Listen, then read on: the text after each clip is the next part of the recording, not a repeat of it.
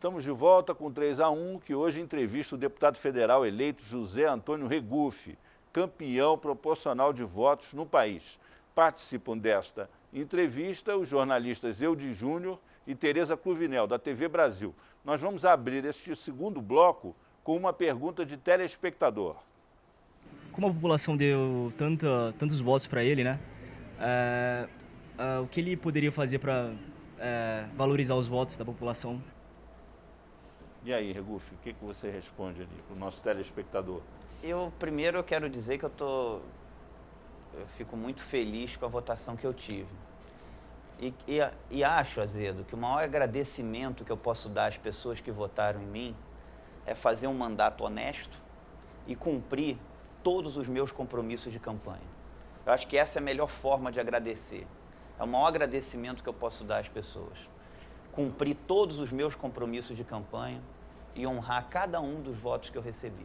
Agora, Regufe, voltando às suas propostas para melhorar a política no Brasil, para quem cobre o Congresso, acompanha a vida política do país, como é o nosso caso aqui, a sensação que a gente tem é que a sua proposta é mais ou menos como convidar o peru para a festa de Natal. Ele não vai porque ele sabe que se ele for para a festa de Natal, ele vai morrer, né? E a maioria do Congresso dificilmente aceitaria propostas como essa, por exemplo, do sujeito só poder se reeleger uma vez. Por exemplo, hoje o deputado mais antigo, que é um excelente deputado, competente, tem uma carreira política brilhante, ele já está no 8º mandato, né? O Henrique Alves, o Henrique Eduardo Alves, que é o líder do MDB, que é uma das maiores bancadas do Congresso, ele certamente não votaria a favor dessa proposta. Não é uma certa ingenuidade? Não é porque uma proposta é difícil de passar que a gente vai ter que deixar de lutar pelo que a gente acredita. Eu estou levando para lá o que eu acho que é melhor para o meu país. Eu acho que hoje existe um divórcio da classe política com a sociedade. Nós não podemos aceitar isso como normal. Há uma crise grave na nossa democracia representativa. Eu acho que a gente precisa modificar esse sistema político. Eu acho que os políticos têm que decidir o que eles querem. Se querem continuar do jeito que está, tudo bem, eu pelo menos vou fazer a minha parte.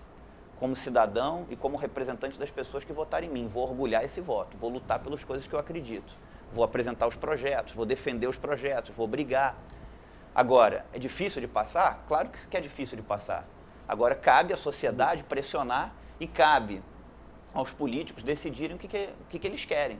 Se querem continuar divorciados da sociedade e querem manter esse sistema, que é um sistema que a sociedade tem ódio da classe política, ou se eles querem modificar esse sistema, oxigenar melhor esse sistema.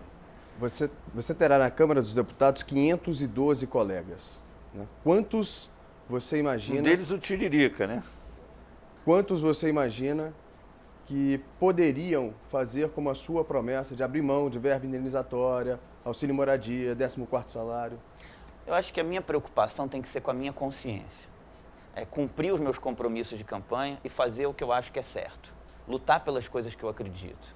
Não é porque essas coisas são difíceis de serem aprovadas que eu vou deixar de lutar pelo que eu acho que é certo. Acho que você tem que fazer a tua parte. Então a minha preocupação é fazer a minha parte e representar as pessoas que votaram em mim com dignidade. Respondendo a tua pergunta de uma forma objetiva, quantos eu acho que eu vou conseguir levar? Não sei. Sinceramente, não sei. Vai depender muito do comportamento. Acho que todo congresso que entra novo, entra com uma certa vontade de mudar. Por isso, eu acho que essas mudanças têm que ser no início. Tem que provocar uma discussão da reforma política no início. E segundo, precisa de uma pressão da sociedade. Até porque, se dependesse só do Congresso, o ficha limpa não teria sido aprovado. O ficha limpa foi aprovado porque houve uma mobilização da sociedade civil. Porque a sociedade civil pressionou, de fora para dentro. E a autoria mesmo também de iniciativa e a autoria do popular. projeto é um projeto de iniciativa popular. Então eu acredito muito na organização da sociedade civil. E eu espero que essa organização e mobilização faça com que o Congresso aprove uma reforma política que mude a forma, volto a dizer, de se eleger os políticos e de se fazer política nesse país. Então, deixa eu fazer uma provocação. Essa reforma política, sua proposta, como disse o Azedo, convidar o Peru para a festa de Natal. Essa é a reforma que os políticos não querem. Alguns pontos dela eles não querem. Querem o financiamento público, é dividido, né? Alguns querem, outros não, mas é o financiamento público que põe dinheiro no bolso de cada candidato, de cada partido, que depois distribuirá com seus. Aí você está propondo uma outra fórmula pelo qual se licitam os serviços. Essa aí, acho que não quer, ninguém quererá.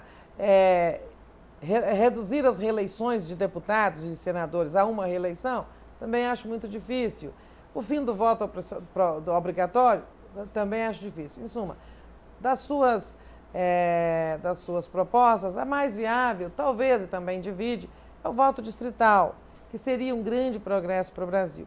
Mas ela encontra muitas resistências. Você capitanearia um movimento, um projeto de iniciativa popular, exige mais de 1 milhão de assinaturas, para que haja o plebiscito ou o referendo à reforma política, que é a única forma que eu vejo disso passar. Essa é uma ideia. Eu defendo instrumentos como o referendo e como o plebiscito. Eu acho que esses instrumentos de democracia direta é algo que tem que ser mais inerente à vida desse país. Deveriam ter mais plebiscitos e mais referendos. Fazer com que a população participe mais da legislação, da forma de se legislar esse país. Embora um segmento da sociedade que sempre que a gente fala nisso, fala que isso é chavismo, que é tentativa de substituir as instituições, há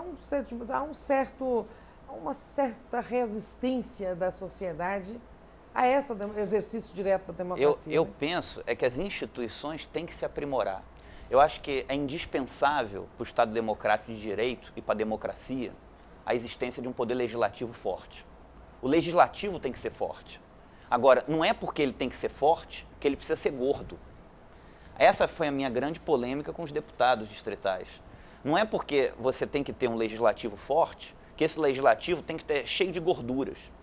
Por exemplo, na Câmara Legislativa, precisa um deputado ter tanto assessor? Ou a população quer que o dinheiro público esteja mais na educação, na saúde e na segurança? As pessoas acham assim, mas o Regufe abriu mão disso, fez aquilo. Porque isso, na minha opinião, torna o legislativo gordo e gera uma crítica sobre o legislativo que o legislativo não precisava ter. E aí você defende também a redução do número de deputados federais e senadores de 3 para 2 por estado. Eu acho que poderia ser, no Senado, como era antes, ter 2 senadores. Isso não vai passar, isso é difícil. Mas não é porque é difícil que a gente vai deixar de falar o que a gente acha. Eu acho que deveria ter 2 senadores apenas, e eu acho que o número de deputados federais poderia ser reduzido pela metade. Essa, então, não vai passar nunca. Só que é uma coisa que eu acho. Como eu acho que deveria ser reduzido o número de assessores. No meu mandato como deputado distrital, eu abri mão dos salários extras. Eu não abri mão do meu salário, eu abri mão dos salários extras. Reduzi a minha verba de gabinete.